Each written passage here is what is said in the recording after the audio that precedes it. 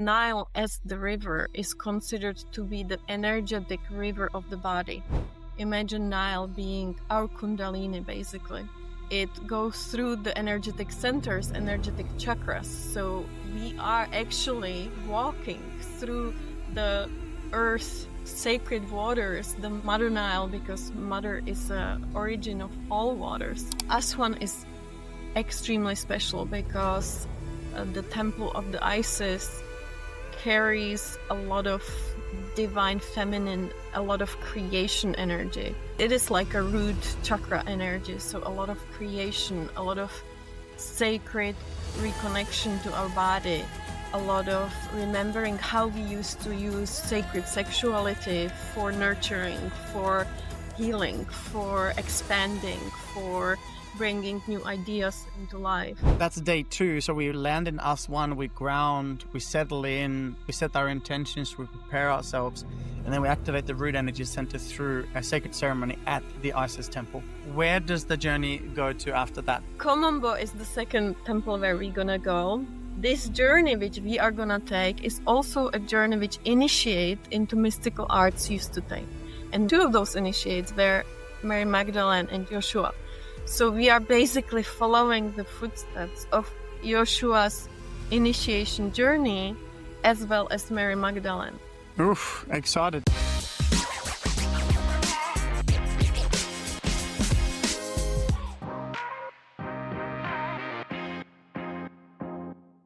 Greetings, dear friends, and welcome back to the Dr. Espen podcast. I'm your host, Espen, and today is a very special day, a very special episode because I'm joined by Helena Houdova, and we are going to talk about Egypt.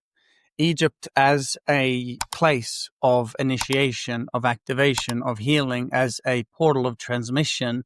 And this experience has been something that I've been waiting to receive for 9 years. I received the quantum advanced curriculum, the quantum advanced codes. I've been sharing it around the world for 9 years.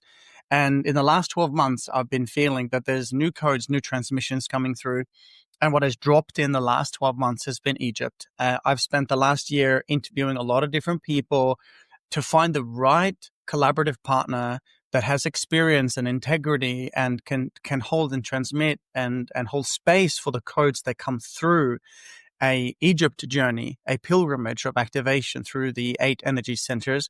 And that's why I've invited Helena to be on this call with us today to share about her experience with Egypt. We're going to take you on a journey today. So we're going to start in the more south parts of Egypt, in Aswan, and we're going to move all the way up to the Giza plateau, talking about the type of work that we're going to do and the type of transmission, activations, codes, and healings that'll come through this Egypt journey. So a little bit about Helena. She's a sound and light medicine woman.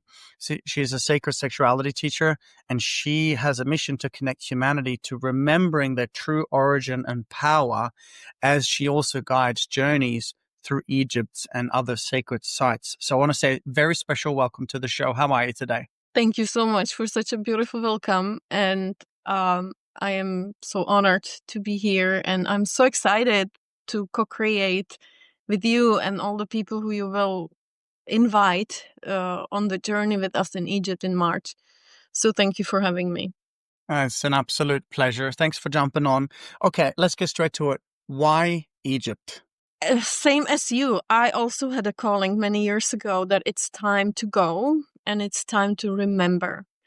And remembering had been my purpose in my life for many years as of now.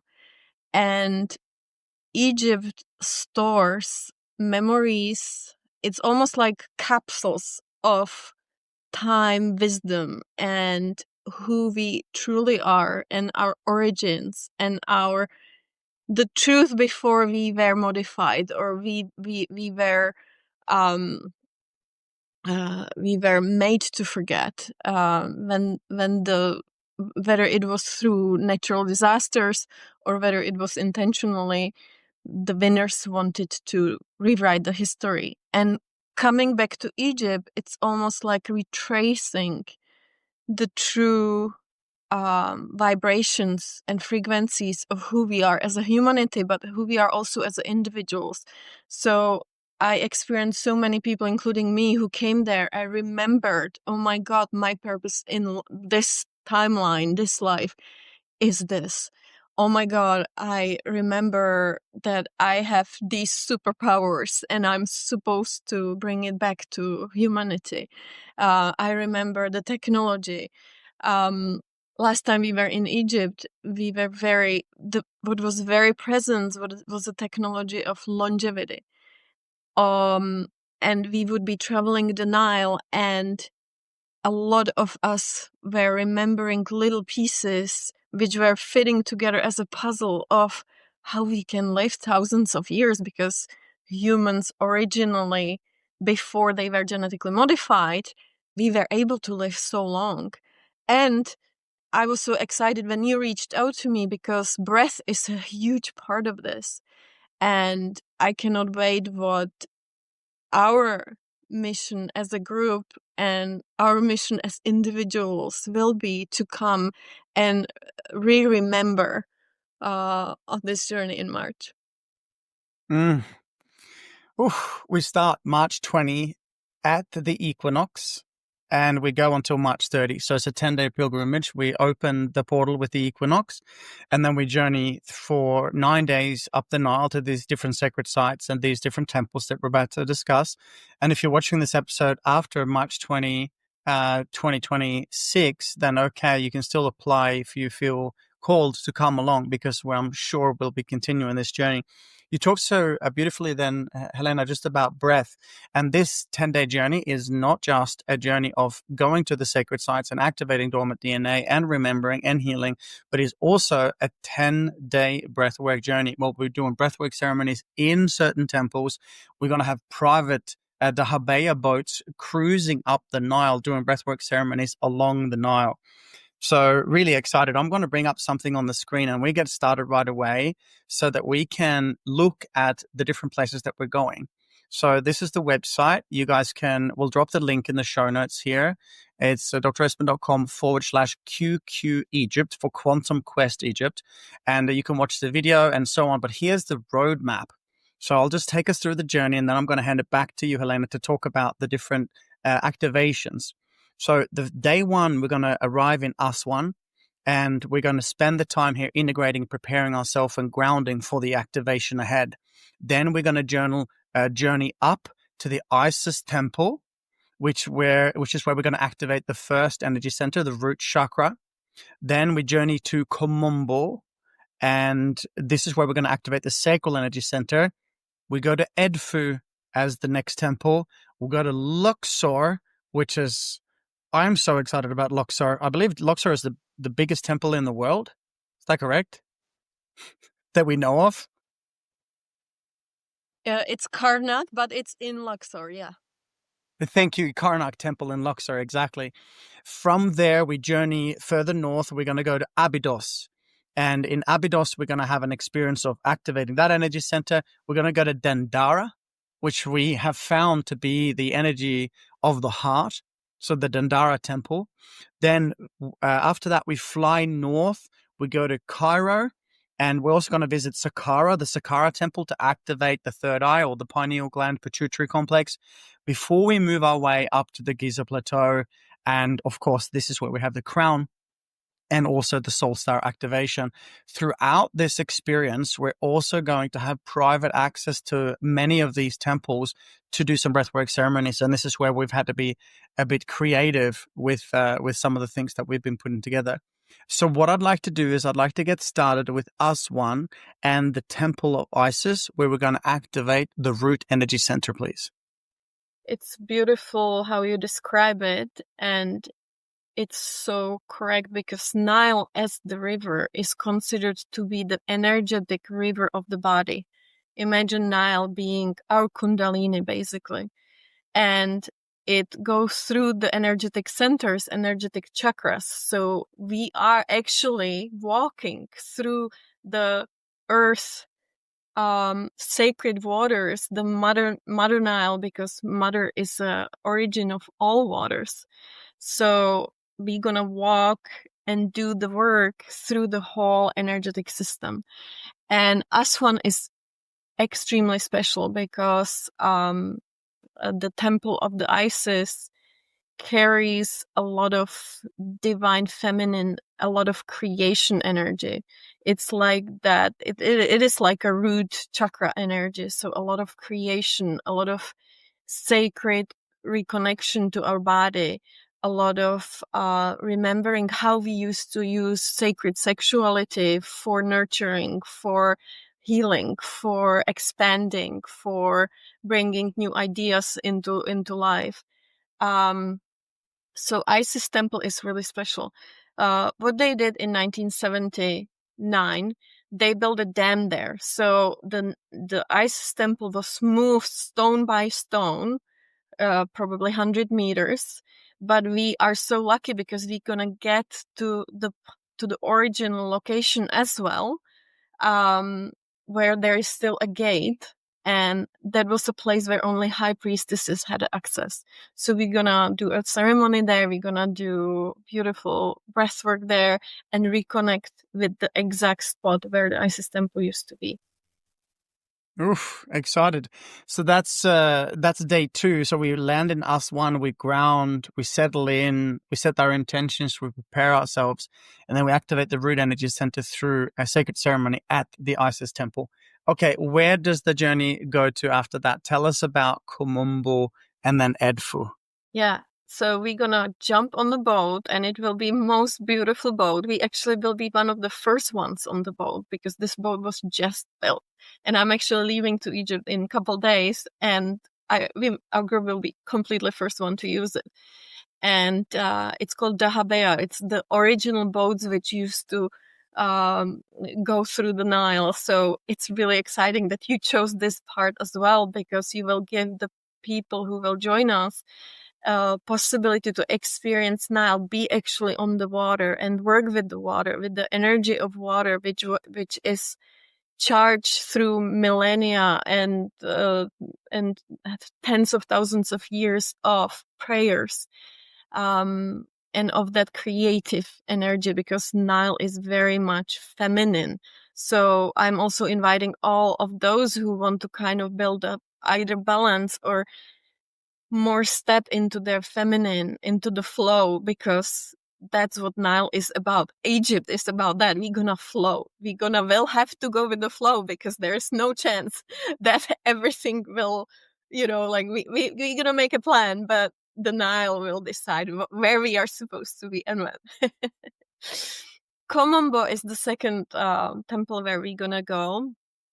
And I love that one because Ombo, you still find crocodiles. Mummies of crocodiles are there. And that's because this journey which we are going to take is also a journey which initiate into mystical arts used to take. And one of the initiates, actually 2 of those initiates, were Mary Magdalene and Joshua. So we are basically following the footsteps of Joshua's initiation journey as well as Mary Magdalene. And the Ombo Island was very special because Ombo Temple, because they used to work with crocodiles. And this was kind of like a fear passage. The initiate would go and swim with the crocodiles. They didn't know they just fed them, but they had to overcome their fears. And that's also what the lowest chakras are about, to breathe through the fears, to find the courage to go through the things we are scared of. And Ombo is very there's still a lot of sacred sexuality. There's a lot of mentions of the sacred seed and sacred egg. There is a lot of transformation happening, leaving a lot of the old, what doesn't serve us anymore, and stepping into the new. So Ombo is really exciting place to be, and it's going to be magical. I'm really excited that you mentioned that Yeshua and Mary Magdalene journeyed through there, because I've come across a lot of research in the last years that Yeshua did indeed travel through Egypt. He learned a lot of the sacred mystical arts, including how to activate the energy centers through his quest in Egypt, and also, of course, through India as well. So these are some of the hidden teachings that were maybe either hidden or forgotten, or is certainly lost, but we get to kind of initiate along a similar path, which I find itself is just overwhelming, and also so beautiful at the same time. So after we've activated the second chakra and in the experience in the temple of Komombo, we move our way to Edfu. Please tell us about Edfu. Sacred power, sacred remembrance, authenticity.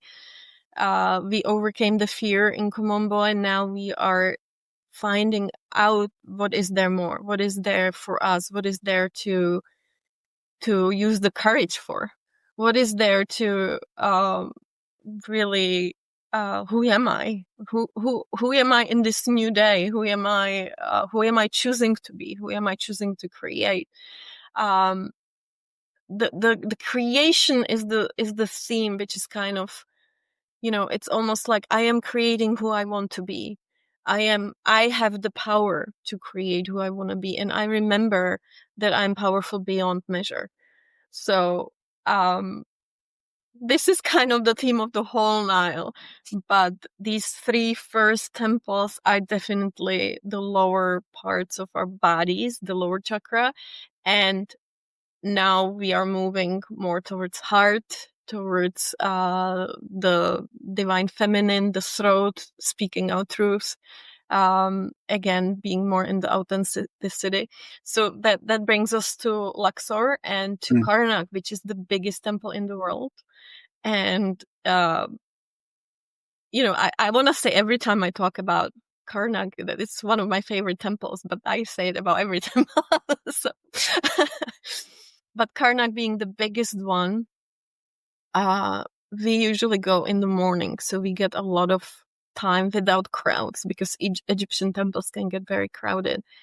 And Karnak for me represents a lot of accepting what is, not trying to fight it, not trying to change it, and basically also accepting the shadows and the darkness and using it for our life to nourish ourselves, and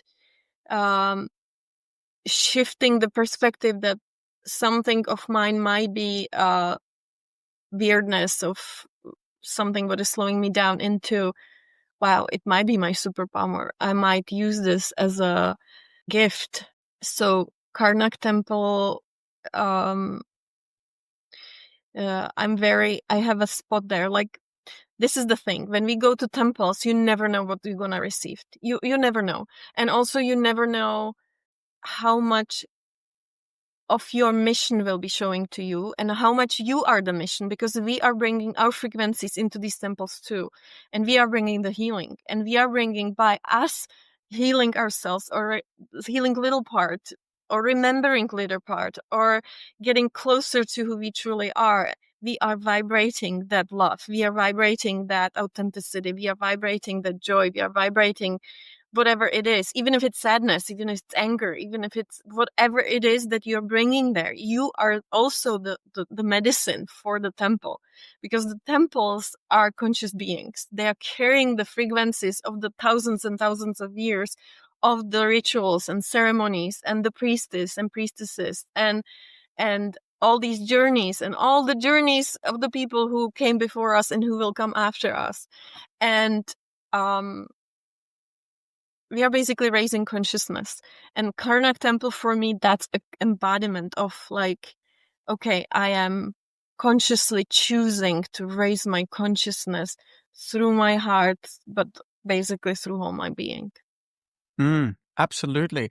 And it also seems that these temples are obviously placed perfectly on the ley lines, where the electromagnetic energy of the earth is absolutely supercharged. We also see that, for example, these pyramids were built between 3,000 to 5,000 years ago, give or take, and they're in millimeter perfect alignment to the constellation of the stars.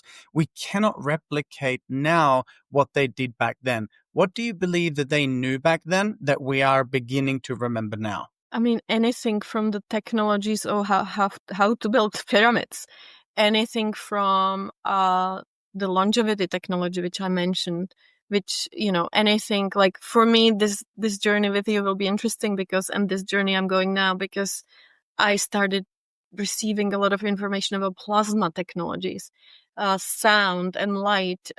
We go to these temples, and obviously it's a Muslim country, so we respect the culture. And in the same time, we are bringing the healing. So when we have chants, we sound. And sound is the carrier of the healing. I also do a lot of water ceremonies with the Nile. So we bring waters from around the world, and we bring the frequency of love. And we bring Mother Nile, the medicine. There is so many things which, through that amnesia, we forgot. But they were encoded in us, into our soul DNA. And this is the timeline. This is the time when we are being called. I have goosebumps. When we are being called, we are like, a lot of people are hearing this calling. Okay, I have to go to Egypt because there is something for me. I am supposed to remember something. And it's a mission, because I know I am bringing also the medicine to Egypt. So it's not just give, but it's also give and take. It's almost like a sacred dance with the land, and with the spirit of the land, and with all the deities, and with all the pockets of remembrance which we receive as huge gifts, and leaving there the love, leaving there the healing for the land, because that land went through a lot. Yeah, well said. Yeah, so we're not only going to activate our dormant DNA, our dormant potential, and do so with this remembrance and healing, but we're also going to be bringing that energy back to the land to also give back to the land. I think this is a very important thing to discuss.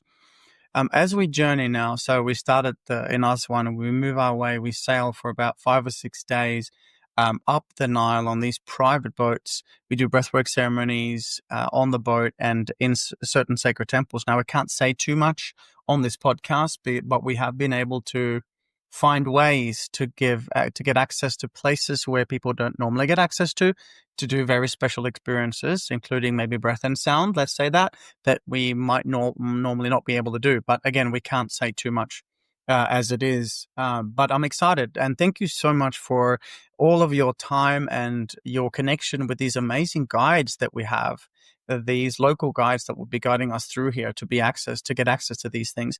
You talk about Karnak. Now, can you tell us about Dendera?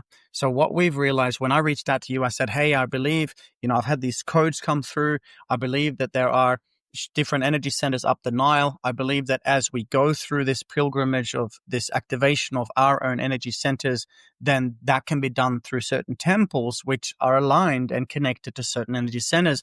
You said Yeshua traveled through the similar path, and then you said, wow, this is spot on.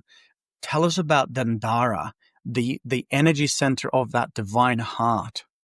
So Dendera is definitely my favorite temple. She is powerful, and she's my home. I remember a couple of timelines where, we used to live there. And Dendera is center of feminine heart. Dendera is a place where we used to give birth. Actually, when you walk in, on the right-hand side, there is a birthing center, birthing house. It's almost like a portal for the new souls to arrive.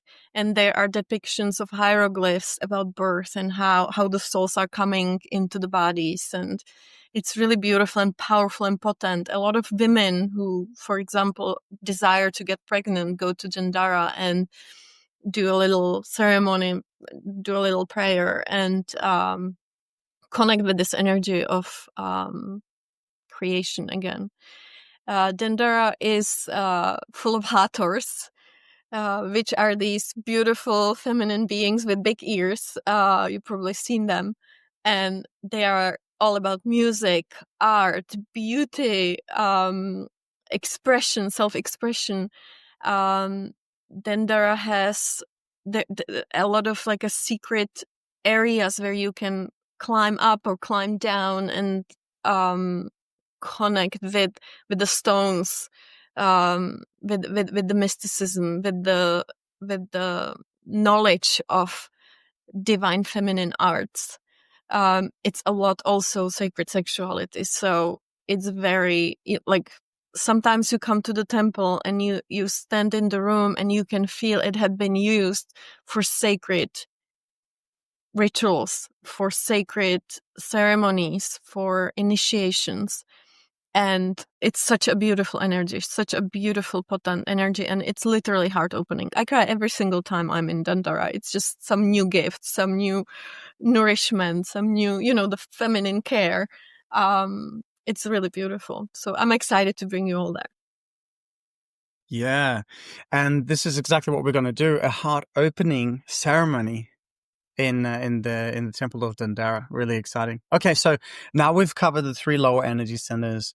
You also talked about Karnak, which is the energy center for the throat. We've talked about the heart, but there's the upper and the lower heart. Can you tell us a little bit more about where the journey goes after that? Obviously, we're going to be journeying to Abydos. Tell us about Abydos. Why Abydos? Abydos is an amazing place because from what I had felt there, it was a center of learning about healing. It was a healing arts. It was center where they use the jets, the electromagnetic field, the waters, the sound, the light, the plasma. Like, this is the temple where the first flower of life was discovered. There is so many depiction of a resurrection. Like, it's almost mind-blowing, but when you walk through the temples, you realize right now the science is starting to catch up, because we used to know how to transfer consciousness from one, almost like a dying old body, to another body. We knew how to clone. We knew how to, just the Isis Osiris story. Isis was killed by his brother Seth and cut into 14 pieces, and Isis resurrected him. She was able to put him back together and birth with his consciousness new body. So, which was Horus. So just now we are realizing, oh my God, all these technologies which we thought were just a myth or legends, they are actually a real thing. And what is there more? What is there what we don't know yet? What it is that as we are raising the consciousness, we can all of a sudden see many more things. We can see all of a sudden into the 5D world, which was unavailable for us to see before.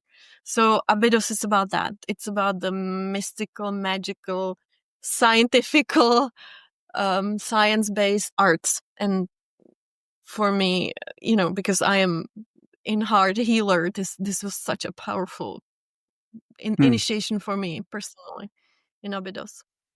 And so now we've activated the heart and the lower and the upper heart. So we're not just going to do one, we're going to do 2 activations of this powerful center. We move north. We continue the journey north. Okay, now we get to Saqqara. Saqqara, third eye. Tell us, what have you discovered? I was just standing there, and a couple times I've been there, I'm always like, this is a lab. This is a lab. That's such a clear lab of transferring consciousness. But that's my experience. You might have completely different one. You might remember something completely different, but it's almost like, again, the sound coming in there. It's, Saqqara it's very logical. It's very masculine. Yeah. It's very like, scientific based again. I'm excited actually what you're gonna get there in Saqqara, because for me it was it was a lab. I was like, oh, that's a lab, that's where we used to do this and okay, I'm good. And after Saqqara, because that will be our first pyramid. Saqqara is the pyramid which is like a step pyramid, and then we are gonna go to Giza, where we're gonna visit we have a private permission we basically rented pyramid, because that's what you do, right? And you're gonna share your medicine there with people and do breathwork inside the pyramid, which, oh my God, thank you. That's such an amazing opportunity for everybody to experience your medicine in the pyramid. Like, it's like dream come true. So we are basically coming into this area, the consciousness, the pineal gland, the crystals being activated, the pyramid being so many things, from initiation chamber, the king's chamber for sure. Yeah, like you are overcoming your fears. You are allowing, new things to come into your life, even though you might think at times you are getting crazy, but all of a sudden things start to fall in place and make sense. Darkness might show up, intergalactic travels may show up, different beings may show up. You never know. It's such a lifetime opportunity to experience 2 hours of a breathwork in King's Chamber, and we also will visit Queen's Chamber and the underground chamber. But if being in the pyramid is every single time one of my most favorite thing. I usually use sound. We chant because the lights go down, so you're there in the darkness sometimes in the light, but sometimes in the darkness, as the spirit decides. And you experience the altered state of consciousness, and in those you are basically accessing the divine. And what happened then is completely your journeys. I had people who experienced, it was in 2022. It was actually 2022. We were inside the pyramid. And Matthias De Stefano, if you know him, he was holding, I don't know, thousands of people outside the pyramid. And my group, we were inside the pyramid. And I had people who experienced visions of how peace look like, that men are putting down their arms and they are deciding not to participate in the propaganda anymore, and that not to participate in wars. And I had people experiencing different extraterrestrial beings. I had people experiencing their darkness, healing their deep wounds, but I also had people experiencing orgasmic energy. I had people falling asleep, and you never know what you're gonna receive. But coming into the pyramid with a pure intention and with a pure body is the key, because again, we are bringing the reactivation of what the pyramid used to be for.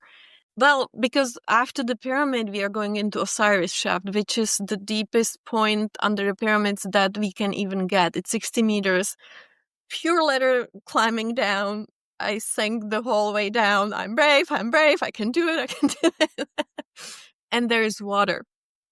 And I work a lot with water. And when you realize that there's water in the desert under the pyramids, and that was the hydraulical technology they used probably for not only building it, but for running it and harvesting the energy from the energetic biofield of the earth, it gets you on your knees. And I was literally on my knees next to the water, sounding, allowing my voice to become the medicine, connecting with the city which is under the pyramids, and receiving the frequency of unity and returning to where we actually are supposed to be as humans, in the frequency of unity and love.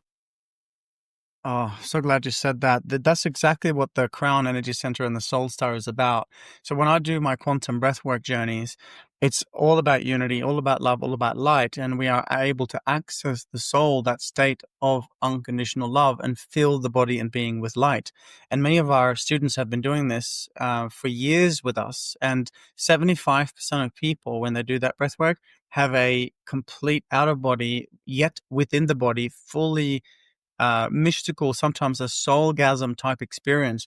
And I can only dream of what this is going to be like as we have journeyed now through 8 days up the Nile, activating all these different energy centers, having lots of time to ground, lots of time to integrate, clean food, no alcohol, and then obviously coming to these higher centers and opening the portal of those powerful pyramids, and then obviously breathing.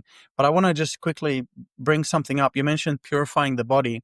So this is not something that we're saying to people just come along. This experience, this pilgrimage, this activation is by application only.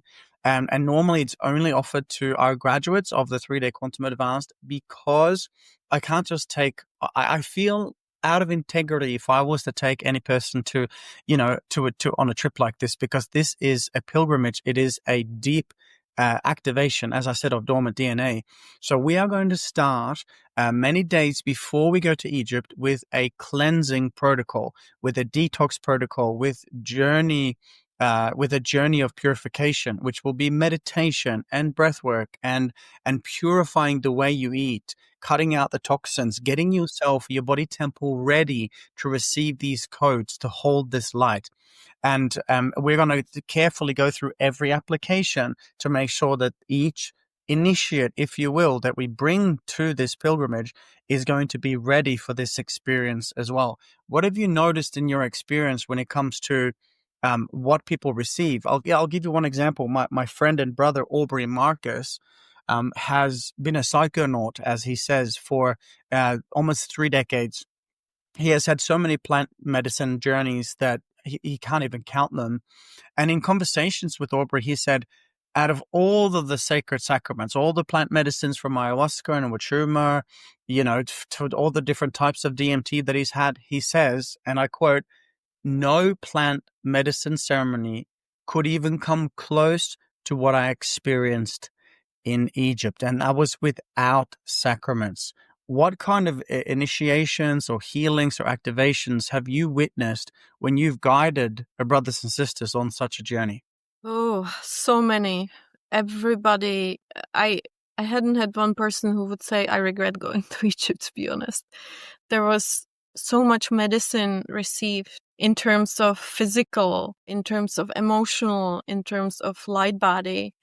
But one thing which is probably the most potent is the authenticity.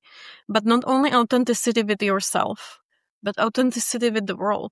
Like, you accept all of a sudden the darkness because you understand the darkness took a place to play this role of darkness, and it's not easy. And the darkness might be getting tired, and you are starting to have compassion towards the darkness, and you are starting to having compassion towards the darkness within you, and the world all of a sudden is okay the way it is, and there's no more need to fight. There's no more need to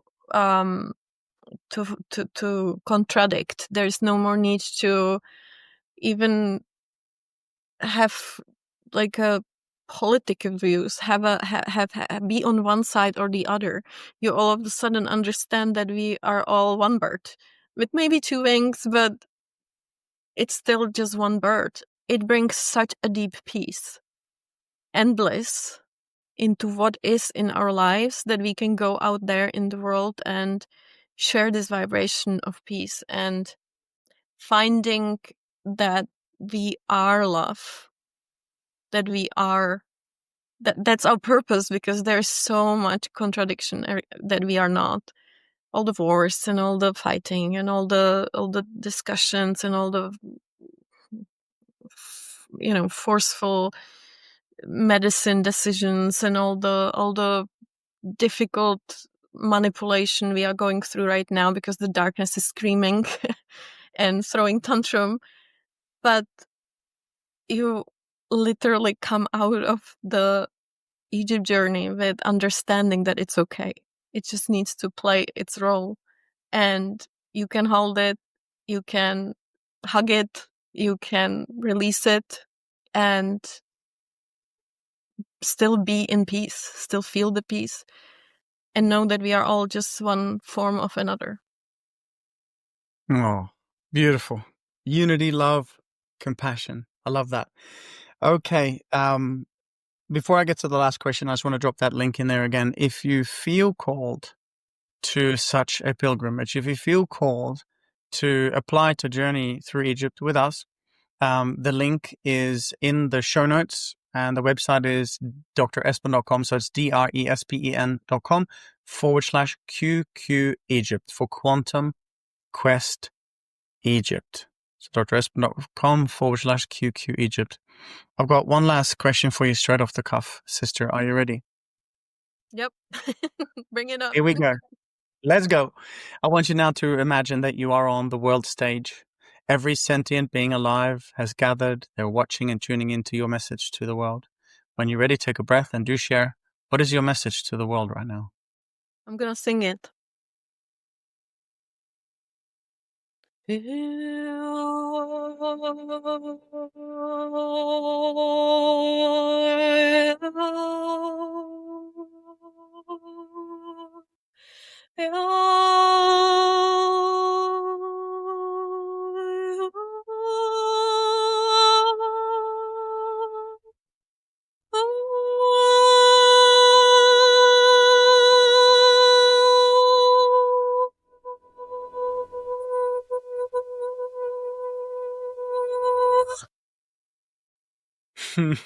Wow.